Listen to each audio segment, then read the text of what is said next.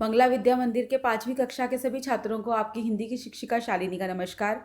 मैं आशा करती हूँ बच्चों कि आप सब स्वस्थ होंगे और खुश होंगे। तो बच्चों, पिछले सप्ताह में हमने जो कविता पढ़ी थी उसका नाम था खिलौने वाला। तो चलिए बच्चों, आज हम उसका करेंगे अभ्यास कार्य। तो आप पेज नंबर 22 यानी कि पन्ना नंबर 22 ओपन कर लीजिए और मेरी ऑडियो के साथ में बैठ जाइए और समझिए। तो बच्चों, पहला अभ्यास कार्य जो है वो है कविता और तुम। ये प्रश्न उत्तर हैं बच्चों। तुम्हें किसी ना किसी बात पर रूठने के मौके तो मिलते ही होंगे। अक्सर तुम किस तरह की बातों पर रूठती हो? और फिर ख प्रश्न है, माँ के अलावा घर में और कौन कौन है जो तुम्हें मनाते हैं? तो बच्चों, इसके लिए मैं आपके लिए प्रश्न उत्तर तैयार करके लाई हूँ, जो कि इस प्रकार से हैं कि पहले प्रश्न का उत्तर है, जब मुझे अपनी मनपसंद वस्तुएं नहीं मिलती तब मैं रूठ जाती हूँ। और दूसरे प्रश्न का उत्तर है, माँ के अलावा घर के सभी सदस्य जैसे दादा दादी बड़े भाई बहन आदि मुझे मनाते हैं। तो बच्चों, दूसरा प्रश्न आ रहा है यहाँ पे, जो कि है बच्चों, हम दूसरा प्रश्न को स्किप करेंगे, जो कि आप यहाँ पे देख सकते हैं। जो सेकंड क्वेश्चन है, that question I am skipping right now, वो हम स्कूल ओपन होने के बाद में करेंगे, क्योंकि हम वो कक्षा में उपस्थित होकर ही रह सकते हैं। तो बच्चों, जितने भी क्वेश्चन, जो भी एक्टिविटीज़ हैं जो मैं अभी स्किप करूँगी ऑफलाइन ऑडियोज़ में, वीडियोज़ में, वो हम स्कूल खुलने के बाद ही करेंगे। तो बच्चों, जो इसमें आप देख सकते हैं, तीसरा प्रश्न है, तुमने रामलीला के जरिए या फिर किसी कहानी के जरिए रामचंद्र के बारे में जाना समझा होगा। तुम्हें उनकी कौन सी बातें अच्छी लगी हैं? तो बच्चों, इसमें भगवान रामचंद्र की बात हो रही है कि भगवान रामचंद्र की आपने रामायण देखी है, बहुत सारी सीरियल्स आए हैं रामायण पे, बहुत सारी मूवीज़ आई हैं रामायण पे। तो हर कोई जो बच्चा है सब जानते हैं भगवान राम कौन थे। तो उनके करेक्टर में हमें क्या क्या अच्छा लगता है। वैसे तो इसका उत्तर मैं आपसे खुद से जानना चाहती थी, आपका अपनी एडवाइस, आपकी राय क्या थी वो मैं जानना चाहती थी। पर फिर भी मैं यहाँ पे आपके लिए ये उत्तर बना के लाई हूँ कि हमें रामचंद्र जी की ये बातें अच्छी लगती हैं। रामचंद्र आज्ञाकारी पुत्र थे, वे धर्म के मार्ग पर चलते थे, मर्यादा पुरुषोत्तम थे, सत्य के मार्ग पर चलते थे, वचन के पक्के थे और सच्चे मित्र थे, वीर और साहसी थे। तो बच्चों, ये है इस प्रश्न का उत्तर। अब बच्चों देखिए, नेक्स्ट जो प्रश्न है वो है फोर्थ वन, नीचे दिए गए भाव कविता की जिन पंक्तियों में आए हैं उन्हें छांटो। मतलब बच्चों, ये जो लाइंस नीचे लिखी हैं, वाक्य लिखे हैं ना कि खिलौने वाला साड़ी नहीं बेचता है, तो ये भाव है, मतलब ये अर्थ है। तो ये अर्थ जो है ये किस पंक्ति का है, ये हमें कविता में से छांट के बताना है। फिर नीचे है, खिलौने वाला बच्चों को खिलौने लेने के लिए आवाज़ें लगा रहा है। मुझे कौन सा खिलौना लेना चाहिए, उसमें माँ की सलाह चाहिए।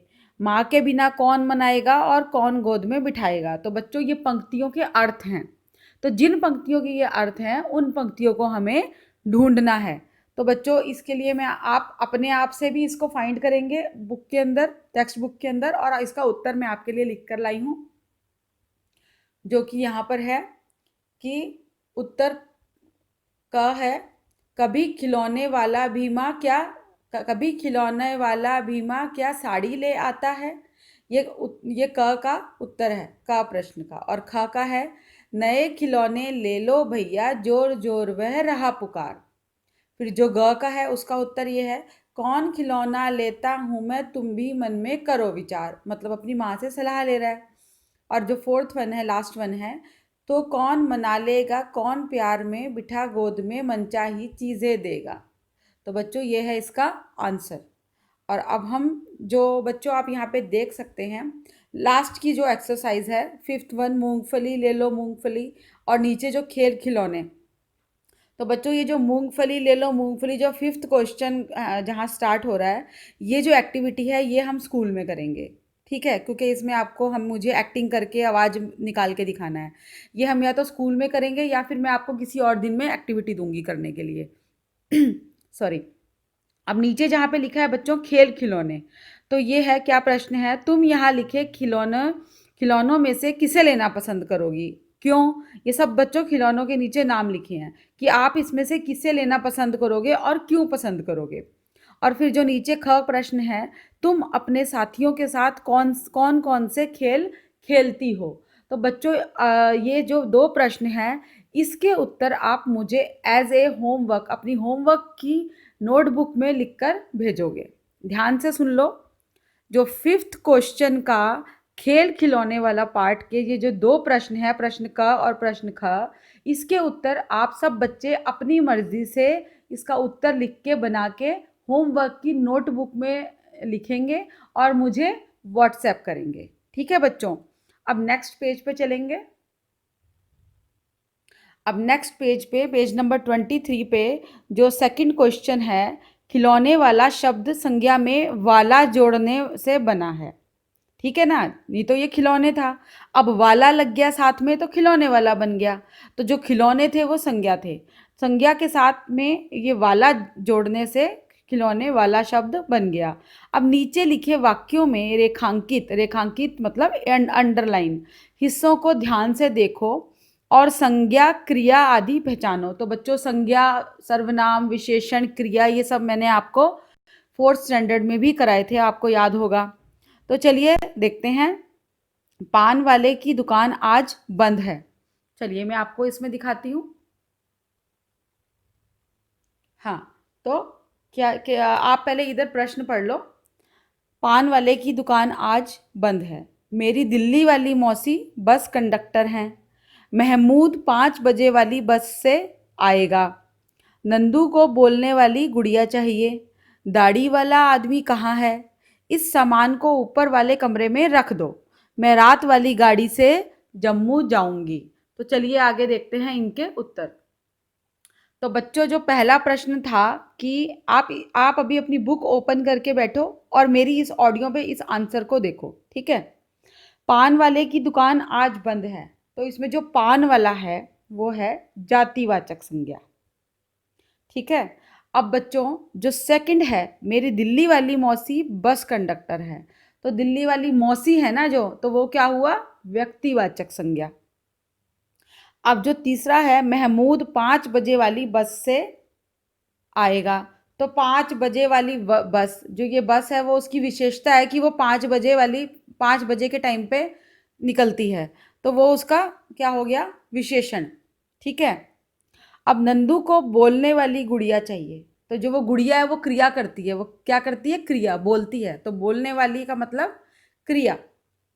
और अब नीचे देखेंगे, इस सामान को ऊपर वाले कमरे में रख दो, तो ऊपर वाला मतलब क्रिया विशेषण। मैं रात वाली गाड़ी से जम्मू जाऊंगी। ठीक है, तो रात वाली क्या हो गया? वो भी रात वाली गाड़ी क्या हुआ? वो भी विशेषण हुआ। उसकी विशेषता है कि वो जो गाड़ी है वो रात को ही जाती है, सुबह या दोपहर में नहीं जाती है। तो बच्चों अभी आप ये मेरी ऑडियो को समझ के, सुन के ध्यान से ये कार्य जो है अपनी उत्तर पुस्तिका में करना। अगर आपको ये जो व्याकरण पार्ट है ये अगर आपको नहीं समझ आता है तो कोई टेंशन मत लेना, क्योंकि आपको संज्ञा, सर्वनाम, क्रिया, विशेषण ये सब मैं दोबारा से एक ऑडियो में लेके आने वाली हूँ आपके लिए। ठीक है बच्चों, अभी आप फिलहाल इसको अभ्यास कार्य में अपनी उत्तर पुस्तिका में, क्लास वर्क में लिख लेना। जो होमवर्क आपको मैंने लिखने को बोला है खेल खिलौने वाले क्वेश्चंस का, वो आपने अपने सिर्फ होमवर्क में नोटबुक में करना है, उसको आपने क्लास वर्क में नहीं करना। ठीक है, अब नेक्स्ट क्वेश्चन है, तुम्हारी रामलीला। क्या तुमने रामलीला देखी है? रामलीला की किसी एक लघु कहानी को चुनकर कक्षा में अपनी रामलीला प्रस्तुत करो। तो बच्चों ये जो रामलीला की जो इन्होंने ये अभिनय करने को या एक लघु कहानी को चुनकर रामलीला बनाने को कहा है, ये हम स्कूल में ही करेंगे। ठीक है, और उसके नीचे जो नेक्स्ट क्वेश्चन है वो है कविता में कथा। इस कविता में 3 नाम राम, कौशल्या और ताड़का आए हैं। ठीक है, तो अब प्रश्न का ये है कि ये तीनों नाम किस प्रसिद्ध कथा के पात्र हैं? तो मेरे ख्याल से ये सबको पता होगा कि ये कौन सी प्रसिद्ध कथा के पात्र हैं। तो ये तीनों पात्र रामायण के हैं। रामायण को रामचरितमानस के नाम से भी जाना जाता है और ये आप सब जानते हैं बच्चों। अब नेक्स्ट क्वेश्चन है कि यहीं रहूंगा कौशल्या मैं, तुमको यहीं बनाऊंगा। इन पंक्तियों का कथा से क्या संबंध है? तो इन पंक्तियों का कथा से संबंध है कि कविता का बच्चा अपनी माँ के पास रहना चाहता है। वह अपनी माँ को कौशल्या और स्वयं को रामचंद्र मानता है। रामचंद्र जी 14 वर्षों के लिए अपनी माँ से दूर गए थे, परंतु बच्चा अपनी माँ से दूर नहीं जाएगा, वह नहीं जाना चाहता है, वह कौशल्या के साथ ही रहेगा। तो बच्चों अब इसमें जो ग प्रश्न है, वो यह है, इस कथा के कुछ संदर्भों की बात कविता में हुई है, मतलब रामायण की। रामायण के कुछ संदर्भ मतलब कुछ जो अंश हैं, संदर्भ किसी किसी प्रसंग की जो बात है इस कविता में हुई है। अपने आसपास पूछकर इनका पता लगाओ। तो पहला क्या है नीचे, तपसी यज्ञ करेंगे असुरों को मैं मार भगाऊंगा। तो इसका मतलब ये है कि श्री, ये देखिए आप ग का प्रश्न उत्तर एक, श्री रामचंद्र ने ऋषि मुनियों को तपस्या सफल कराने के लिए राक्षसों का वध किया था। इसी तरह बच्चा भी बनना चाहता है, वो भी चाहता है कि मैं भी मतलब राक्षसों का वध करके तपस्वियों की तपस्या को सफल कराऊं। अब जो सेकंड क्वेश्चन था वो है, तुम कह दोगी वन जाने को हंसते हंसते जाऊंगा। ठीक है, तो इसका उत्तर नीचे ये है कि रामचंद्र जी अपने माता पिता की खुशी के लिए 14 वर्षों के लिए वनवास में चले गए थे, वन में चले गए थे, आप सबको पता होगा बच्चों।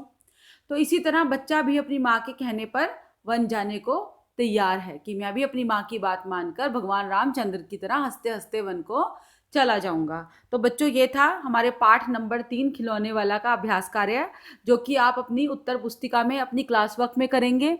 और जो होमवर्क के लिए आपको 2 क्वेश्चन दिए हैं वो आप अपने होमवर्क में करेंगे, और होमवर्क मुझे चेक करने के लिए आप व्हाट्सएप पे भेज देंगे। अपनी मर्जी से आपको जो भी अच्छा लगता है वो आप लिखें, क्योंकि मैं देखना चाहती हूँ आपके स्किल्स, आपके स्किल्स कितने ज़्यादा मतलब अपग्रेड हुए हैं इस कोरोना के लॉकडाउन में। और ठीक से इसको समझ लेना, ऑडियो को बार बार सुन लेना, समझ लेना, और उसके बाद फिर अपना काम करना। ठीक है, नेक्स्ट वीडियो में फिर मिलते हैं बच्चों, तब तक के लिए स्टे सेफ और धन्यवाद।